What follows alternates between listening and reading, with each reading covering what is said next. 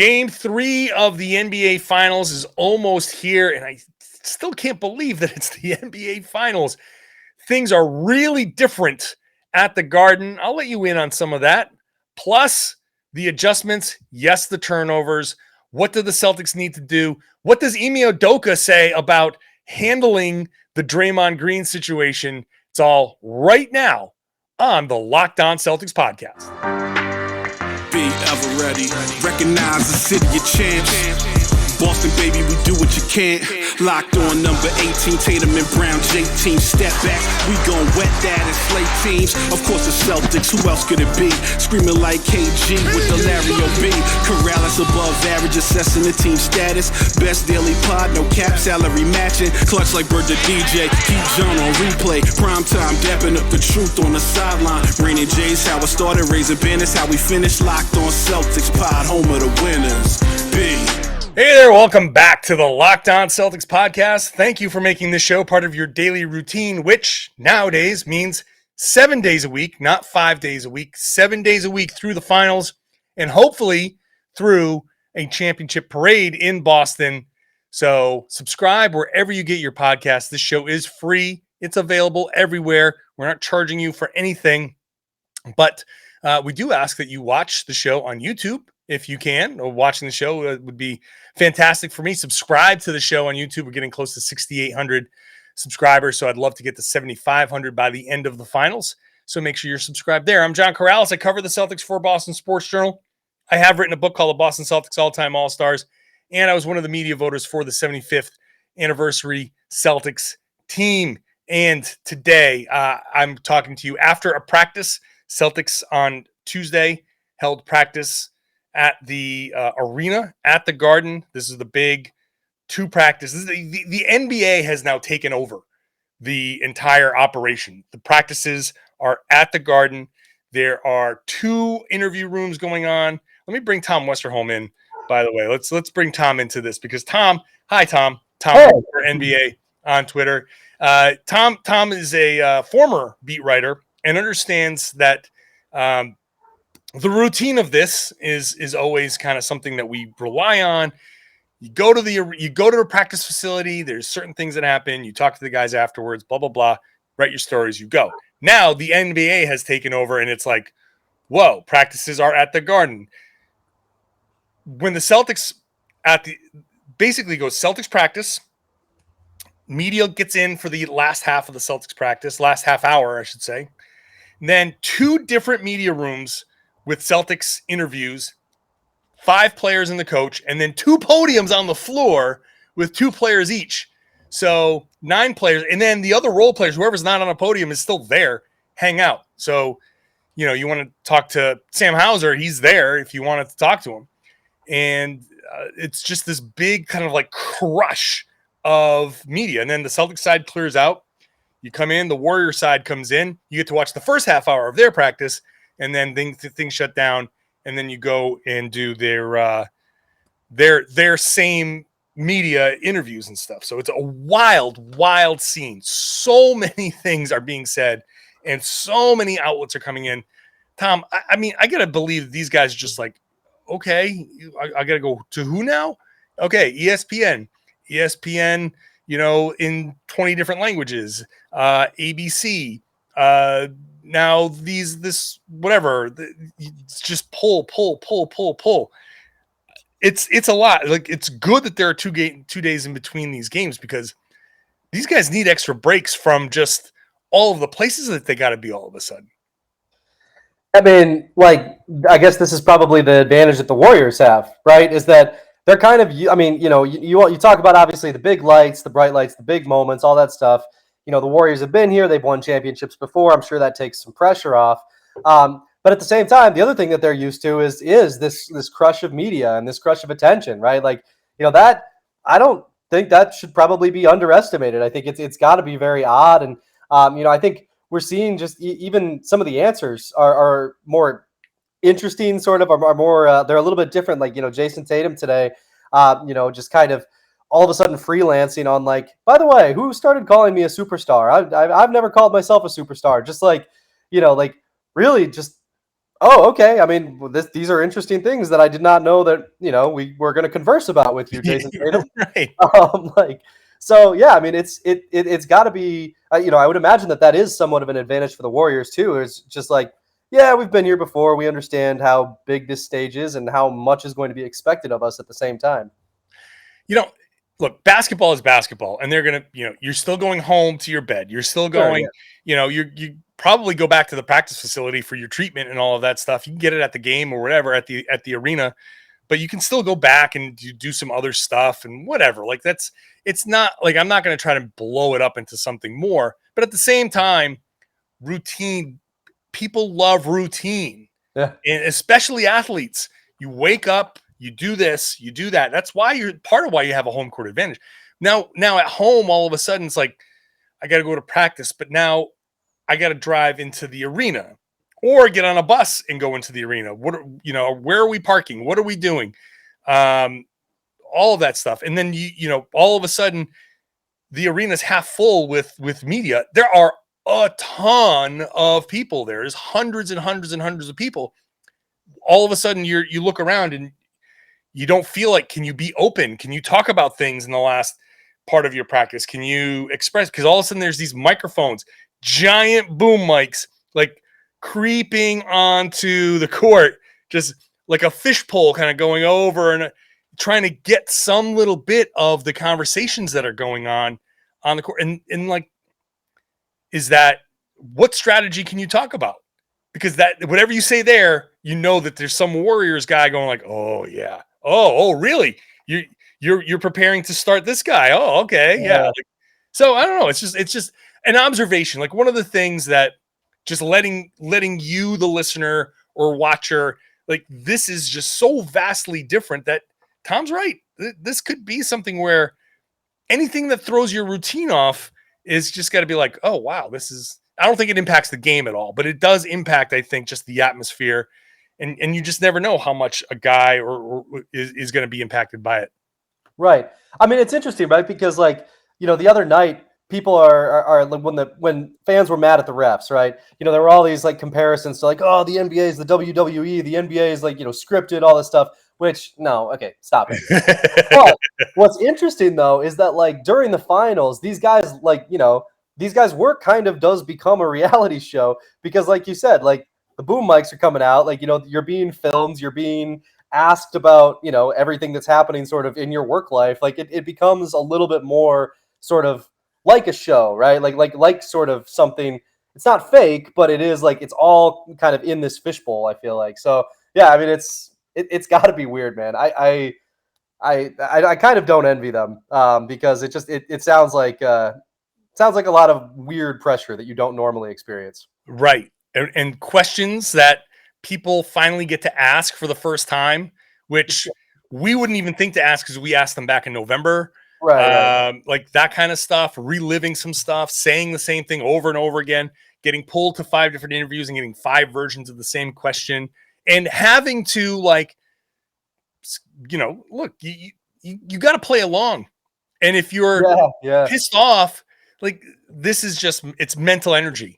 You go out there by the 5th one, you're just like, yeah. I do over penetrate sometimes.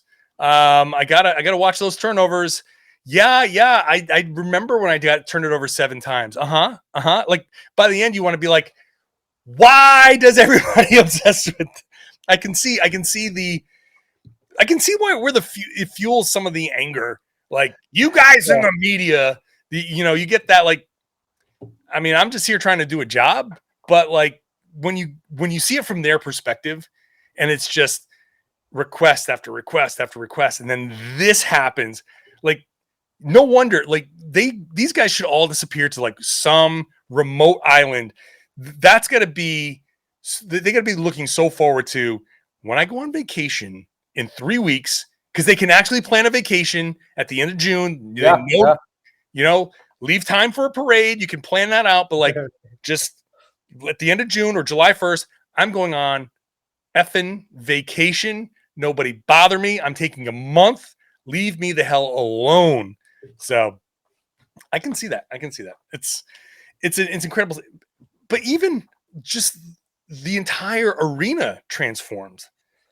It's crazy how much different it is even than like the conference finals, right? Like the conference finals are a big production. Close to the same. Yeah, like the conference finals are a big production, certainly, but like, it's there's just a lot of like, like it still feels kind of familiar. It just feels like a bigger familiar.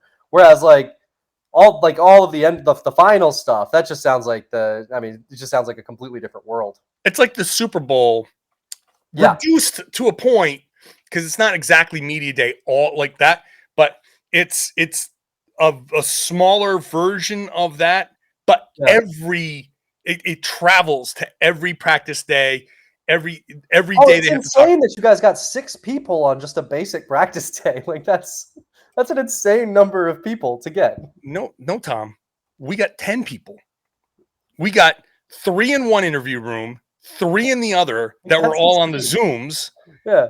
And then 2 podiums on the floor. Right. With Peyton Pritchard and Daniel Tice on one, and I was at the Robert Williams and Grant Williams on the other. And so, not Tice and Pritchard talked too. Man, yes. So 4 players on the floor, official podium. Why didn't they give Sam Hauser his time in the sun? That man came out and hit a 3. Get that guy out there. Get out there, man. Get out there.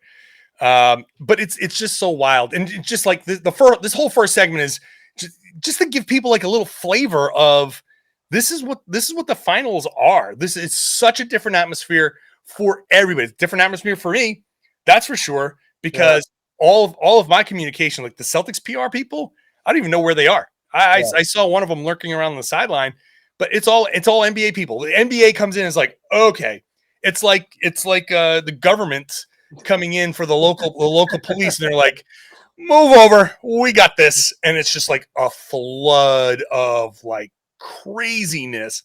It's such a massive event, but they've transformed the arena. What used to be a dining room for us is now like a big press conference room. Where you watch Steve Kerr talk is where we used to sit there and eat. So that just give you a little perspective there. It's just wild how they've transformed everything. So that was Tuesday. Yes. What did they say after all of this? You're like, okay, this is nice. What did they say? I love a good 11 minutes of media navel gazing before. I didn't expect to do that, but it's just, I love it. It's such a. I'll look at my navel anytime. This is great. It's I'm hoping that 11 minutes of just giving people a little sense of how different things are. Yeah. Hopefully that's meaningful to you guys. Let's talk some basketball. We'll talk some basketball, including the thing that a few players have said and what Ime said about the turnovers and what Ime would have done had he been involved in that Draymond stuff if he was a player. We'll talk about that in just a second. First, let's talk about Sakara. Now, I'm a beat writer on the road. Eating is tough on the road. You're constantly just like on the run. You get hungry, you grab basically whatever you can, and it's not always the best. So I know that feeling your best starts with what you eat, and something like Sakara can help you live a healthy, balanced life and actually truly enjoy it with delicious, plant-rich, transformational nutrition that builds a foundation for living in your best body. Really, truly, what you put into your body can affect how you feel. Now is the time to seek wellness, joy, and abundance in all areas of your life. Sakara is a wellness company anchored in food as medicine, on a mission to nourish your body through the power of plants. It gives you tools to transform your life with organic, ready-to-eat meal delivery and functional wellness essentials. Their nutritionally designed chef-crafted breakfasts, lunch, and dinners are made with powerful, plant-rich ingredients, helping boost your energy, support your digestion, curb those nasty sugar cravings, and get your skin glowing. Plus, it's delivered right to your door, ready to eat. Sakara's functional, plant-rich wellness essentials help you create a body you love living in. From the best-selling Metabolism Super Powder to the Foundation, their daily supplement packs, Sakara's products are designed to support your wellness goals anytime, anywhere. And right now, Sakara is offering our listeners 20% off your first order when you go to sakara.com/lockedon20 or enter the code lockedon20 at checkout. That's Sakara, SAKARA.com/lockedon20 LOCKEDON20 to get 20% off your first order. Sakara.com/LOCKEDON20.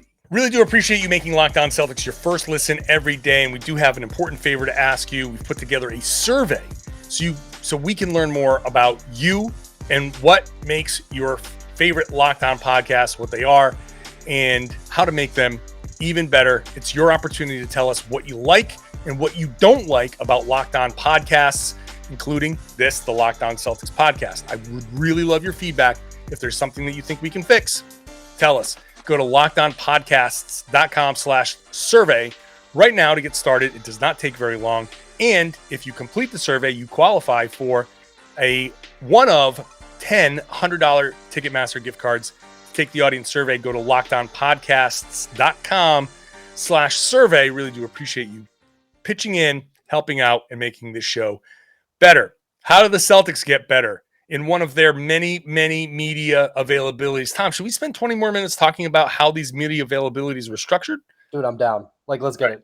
Now let's get to the turnovers, which, looking at these adjustments, number one, the first thing, obviously, the turnovers. And Ime Udoka basically said it's the same old story.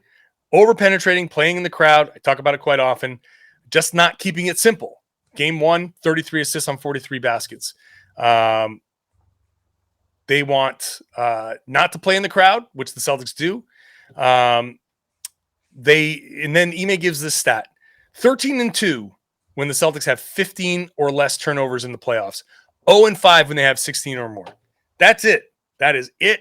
Don't turn the ball over. You're gonna win the game probably. And the one thing that was identified by Al Horford, by Jaylen Brown, was poor spacing and just people in the wrong places, not giving the drivers outlets. And I think if you just stop trying to do too much, like we said in yesterday's podcast, and if the other guys can be in the right spots to give them the outlets, they'll be okay.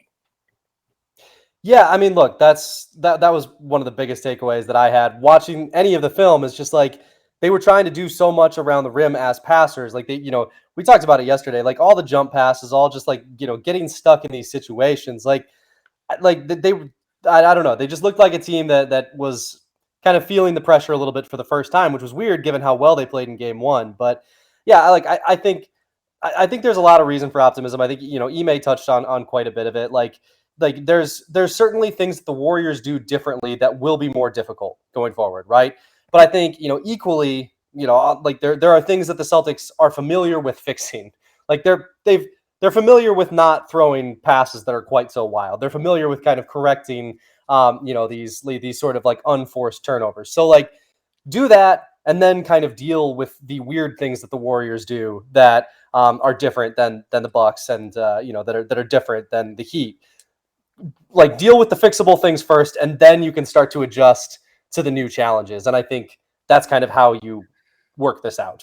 I talked about this at length. We've already recorded the Locked On NBA podcast, which is a big Game 3 preview as well.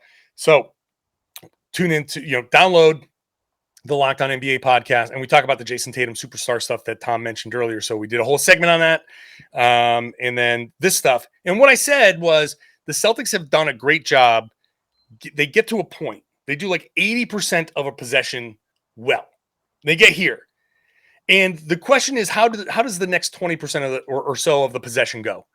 Do you get to this point and make the next right play, kick out, pull up jumper, something like that?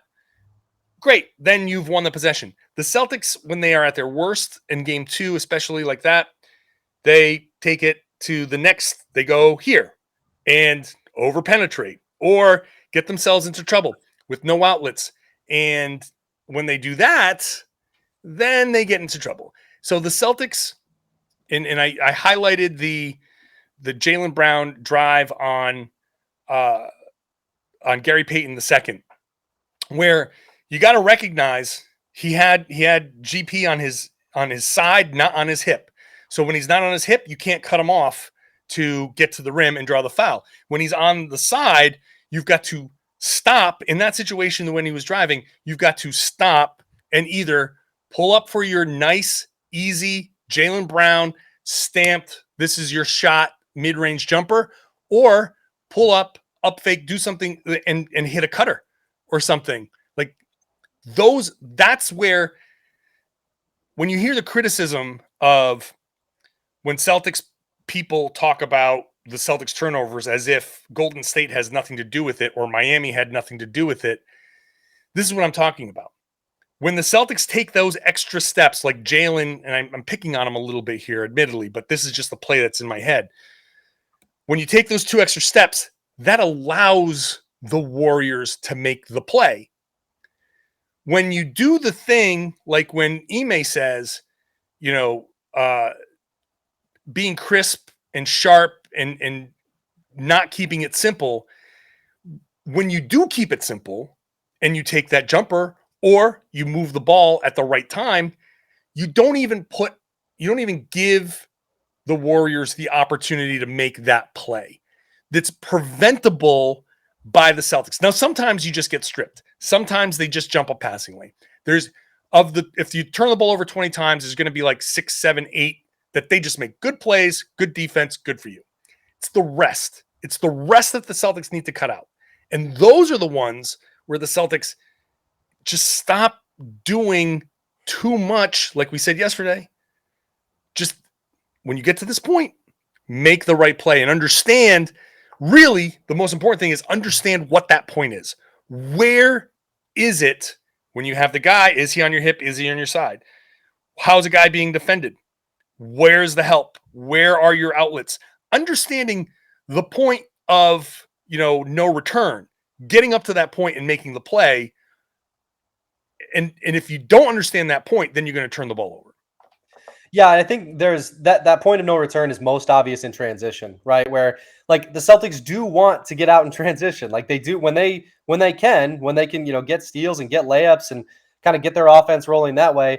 Like that helps quite a bit, obviously. But then you also see, last Sunday night, several turnovers trying to do a little bit too much in transition. Trying to get the ball ahead maybe a little bit too quickly, or Tatum trying to split a double team at half court where Kevon Looney just pokes it away, or Smart getting in the air and trying to make a pass to Al Horford, and it's just like not a great play. And it's like those are things that happen when you're trying to go a little too fast. So it is just kind of finding that balance, throughout the game. But I think transition is a good example of that, where it's just trying to find that balance between pushing the pace and slowing it down enough, or attacking the paint enough, but also being willing to kick it out for 3-point shooters. Like all of those little balance points, I think are going to be crucial in Game 3.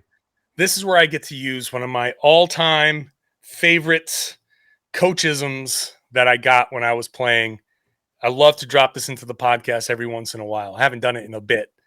The slow down to speed up. Regular listeners, longtime listeners know how much I love to talk about this. Yep. The slow down to speed up is such a critical element of what's happening with the Celtics right now. You move too fast, you go too far, and you make a mistake. And that now you're going slower. What's the point of getting to that point first if you're just going to screw it up? Yep. Slow it down just a tick. Just play under control as fast as you can, but under control. Now you make the next play, and the ball, it looks like it's popping. It looks like you're moving faster because you're under control. Slow down to speed up, and you got this. I really do believe, Tom, that the Celtics are in a position here to win both of these games. Yeah, I look at these two teams, and I think the Celtics fixing their fixables is enough to get past whatever the Warriors are going to throw at them. That I feel that honestly to my core, that the fixables are there for the Celtics to win this thing. Yeah, I mean I think to your first point, slow down to speed up. That's good life advice across the board. That's also how you get really good at guitar. It's how you get good at like push-ups, all that stuff. Totally. Slow down. Turn that metronome all the way down. That's my free guitar advice for all of you out there. But there you go. Yeah, but no, I think the other thing I wanted to say real quick about the fixables that I think is kind of interesting. The Warriors like kind of didn't have to adjust very much between games 1 and 2, right? Like they believed in their strategy for game 1, and they kind of, they like defended the 3-point line a little bit better, but they still were cutting off the paint and kind of keeping the Celtics away from the rim. And that worked for them in game 2. I'm curious, like the Celtics now kind of have to like really adjust for the first time, right? Because they won game 1. Warriors came out game 2, played a very similar style. I'm curious, like what fixables the Celtics sort of see and try to and what adjustments they make, because I feel like it's kind of the first time that they have to make really big adjustments in the series so far. Yeah, we'll see what they feel like. I mean, we've talked about a little bit of it, the spacing. They've really highlighted their spacing, and I think the spacing was pretty terrible in a lot of these possessions. You can't help defenders all in a space where they can help. You got to take, like, the Warriors do such a great job of occupying the help defense, because and this is another thing that I love talking about, just strategy wise, off ball movement when or weak side actions. That stuff is huge. You got to run, even if you're running a pick and roll and you have a goal on, just it's going to be one of those two guys that's going to be the primary goal there to score. You can't just let the other three guys just stand there. And the Celtics do that too much. And I know that the other concept is, well, they're spacing, and they're the threat of them being there in, one pass away or whatever allows, it's supposed to pull the defense. But I think if the defense can just kind of like keep that one eye, like you can slide over a little bit, get those guys doing something, get them setting picks for one another, get them doing something that, you can still put yourself in a position to give these guys an outlet, but at least force the defense on the weak side to be like, oh, wait, are we switching this? What are we doing? Get those guys to think, occupy their brains for half a second, like 1 second of, wait, what? No, never mind. Like even that turns their head enough for, oh, damn it, Jayson just went by me. Like that stuff. Or, oh, damn, and a swipe and a foul. Yep. Like those little things. I think the Celtics need to incorporate a lot more of that just in general in their offense. Off-ball, movement, action, weak side stuff. I think there's like different schools of thought there, but I'm definitely a weak side action kind of guy. Can I make that a t-shirt? Weak side action guy. That's Locked On Weak Side Podcast. That's the nerdiest basketball shirt I think I could ever come up with. That one's pretty bad. That's terrible. Oh, well. Kevin Durant would hate you for that shirt. Yeah, maybe. I mean, I hate myself for that shirt. Although that's an X's and O's one. That's an X's and O's shirt. So maybe he would appreciate it. I don't know. Yeah. I don't know. I know this, that if you want to bet anything on these games, you got to go to BetOnline, your number one source for all your stats, betting, info. Celtics 3.5-point favorites in this game. So that is bodes well for, I think, Vegas thinks that the Celtics are going to get that bounce back. So go to BetOnline if you are so inclined. You can find all the latest developments, news, odds, including the NBA Finals, NHL, getting close to the Stanley Cup Finals, Major League Baseball, the fights, MMA, UFC, boxing, all of that stuff. It's all there. BetOnline is your continued source for all your sports wagering information, including live betting. If the Celtics are up a certain amount, you want to bet on that third quarter from the Warriors, you can do that too. Head on over to the website, use your mobile device, learn about the trends in action. BetOnline is where the game starts. Please gamble responsibly. So Ime Udoka was he had a funny comment here. They asked about Draymond Green.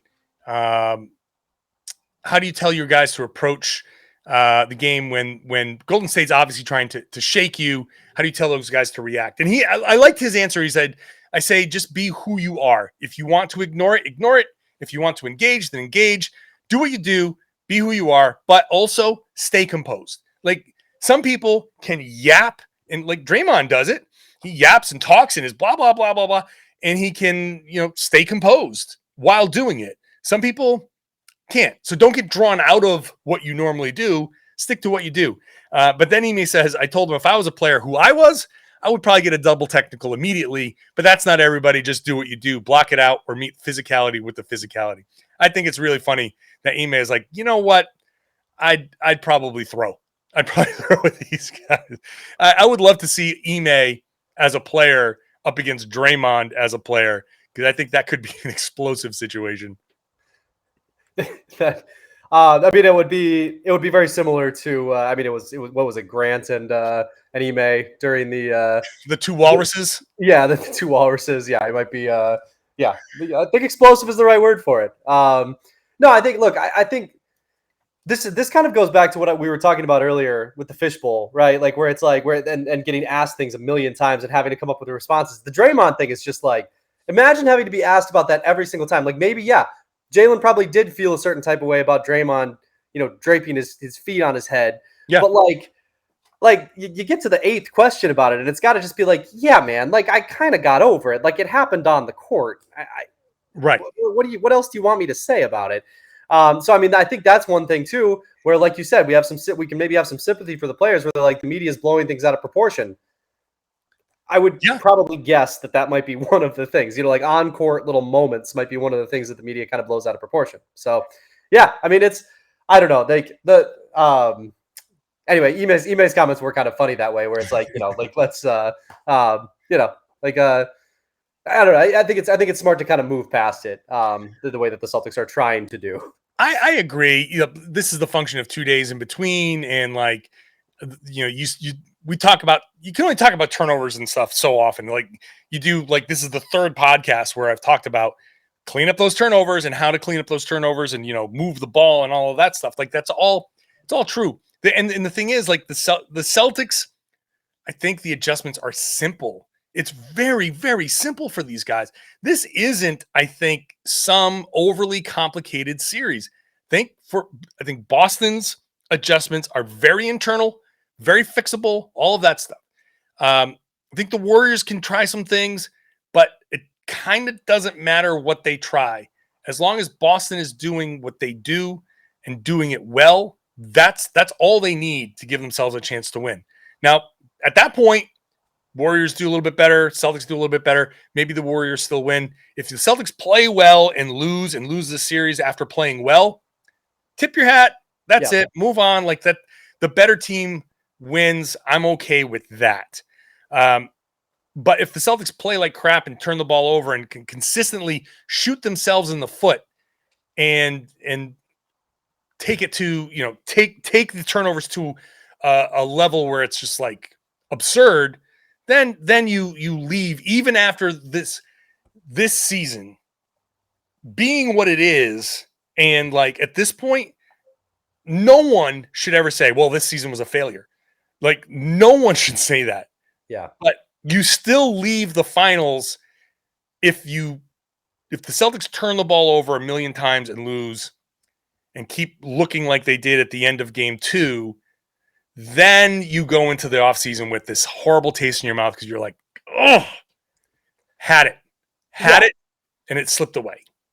And I think importantly, the other kind of thing that hangs with you, it's like you said, it's not a failure, but you do start to have that little feel in your mouth of like, okay, like you don't always get to the finals, it's really hard to get there. And like, you do kind of like, I think the Celtics are here for a long time. They're built for the foreseeable future, but you do kind of look at like, hey, like OKC got to the finals, like one time, like, and everybody thought that OKC was going to be around forever too. And you just kind of have that little, like that. I think that is the nagging down in the back of your head. Not so much like the season's a failure because the season isn't. You made it to the finals. That's really impressive. But if you go out that way, then I think you start to have that little voice in the back of your head that's like, Eesh, I hope we didn't blow, an opportunity that doesn't come around very often here. Right.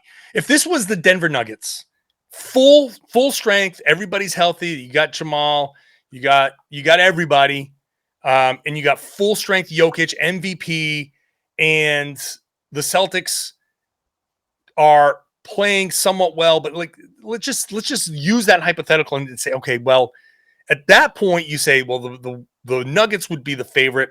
They've got Jokic. He's just ungodly good. They got too much. Now we're talking about, hey, you spend one entire podcast of like, hey, what if you do this to bother this guy? What if you can do this and you do the what ifs, and that's the series, that's the adjustments, that's okay, they're really good at this stuff, and you got to get into what ifs.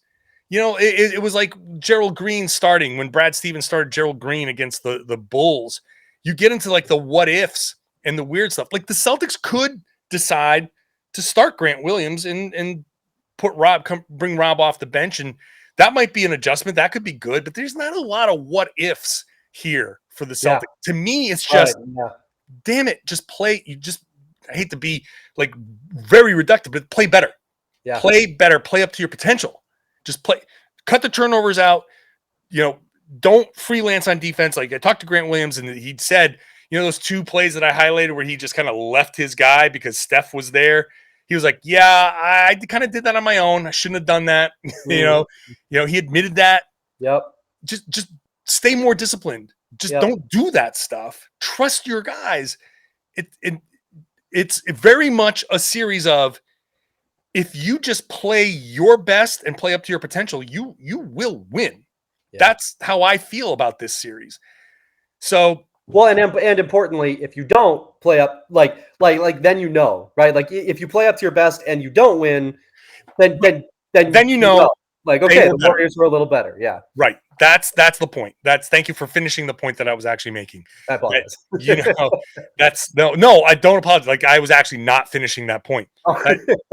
You came in and secured the rebound that I should have gotten, that was going to be an offensive rebound that I gave up. Yes. If you play your absolute best and the other team wins, I've never in my life had a problem with losing like that. Yeah. I don't like to lose, but if I went out there, I was like, we did our absolute best and that team was just better than us, then so be it. Go back, look at the film, and figure out how to grow. How can we be better so we can beat them the next time? Yeah. But if you went out there and like I played in a tournament game where I had an awesome game, but I shot 2 for 12 from the free throw line. Yeah, that look on your face was appropriate. That was just, I just had the yips that day. Could not hit a free throw. I missed something like ungodly. I think I missed 10 free throws and we ended up losing by 4 or something like that. And that was just like a mid-season tournament thing. I cried in the locker room after that. I was so distraught by personally losing the game for my team. I could not handle that loss. It was one of the hardest losses I've ever had to take because I knew I wasn't good enough. And I've been blown out by 30 and been like, hey, shrug, move on, because we just faced a team that's probably one of the best teams in New England, and like nothing we can do about that. We tried and they were better. So that's the same thing here. You get dunked on by an NBA player, you shrug. You get dunked on by a scrub and you're like, how did I let this happen? Right. Exactly. Yeah. That's exactly it. So I feel like the Celtics are at that point. I'm very confident. I'm very confident in this team. My confidence. They've been really good in that situation. There's every reason to be confident in them. And my confidence has grown since the beginning of the series. Yeah. I came into the series not very confident at all. And since the series, like over the past 2 games, like after game 2, I was like, geez, man, fix a few of these things. It's not so bad. You got blown out at the end, but that's just, they just detonated. Like that's nothing you could do about that. Well, and I think the other thing that you like about this Celtics team and the way they've bounced back from things is like, if they lose game 3, you feel pretty good about them in game 4, right? Like that is the credit that they've kind of built up for themselves is, they do have stinkers every once in a while, but you do kind of have this, like, there's going to be a bounce back at some point. Is it going to be enough? I don't know. The Warriors are pretty tough, but there is going to be sort of a bounce back, probably in either game 3 or game 4, or maybe game 3 and 4. But that is the credit I think this team has kind of built up so far. Yeah. And yes, they have built up that credit, and credit to them for building up that credit. They didn't have that. They earned that over the course of the season. And, I came into the series thinking like this might've been a toss-up series. And now I'm like, now I have crossed over to I feel like I might be a little disappointed in if they lose, because I think they're good enough to win. I think they are good enough to win this series. I think they're good enough to win these next 2 games and hold home court and win this thing in 6. I really do believe that this team is good enough and that the Warriors are good enough to make it a series and go back home and win this. I think the Celtics did enough on the road, and if they clean this up and just for one more week, it's so weird to say it. One more week, just find it. Find it somewhere. Find it in your head. Find it in your heart somewhere. One more week. Just give that focus, and you got this. It's wild. Wild. It's wild. And the finals are wild. The finals are wild. I walked in. So the other night, I'll end the podcast on this. The other night, I'm sitting there at the Chase Center. I'm eating. It's like half an hour before the game or 20-something on the clock or something. And I'm like, this is the finals. Yeah. This is the NBA finals. Like, you put your head down, you go, and you don't like fully process it. And I walked into practice today on Tuesday, and I was like, see the signage. I'm like, this is the finals. You look at all of the ways that the arena has changed and just really hammers it home. This is a different thing. There's a championship at stake here. After the way this season began, that these guys have earned this point, and I'm sitting here so confidently saying, just find it in you for another week, and we're podcasting from a parade. That's wild. Yeah. All right. Yeah. All right, Tom. Appreciate you hopping on. Absolutely, man. Thank you for having me. As always, Tom_NBA. Find him on the tweets. Next show will be post game 3 from the TD Garden. So hopefully I will be talking about how the Celtics did make their adjustments and did win. And we're moving on to a game 4, only one day off in between games. So rapid fire here. And so subscribe to the podcast. If you're new to the show and you're just finding the show and you just join the trip, I'm very happy. Hop on the bandwagon. I'm cool with you people hopping on the bandwagon. Nothing wrong with that. Enjoy this team. Enjoy this run. And so make sure you're subscribed 7 days a week, podcasting 7 days a week. Even on a travel day, when I get off a cross-country flight, I will get to where I'm going. I will set up the camera, and I will do a podcast for you. So subscribe, watch the show on YouTube.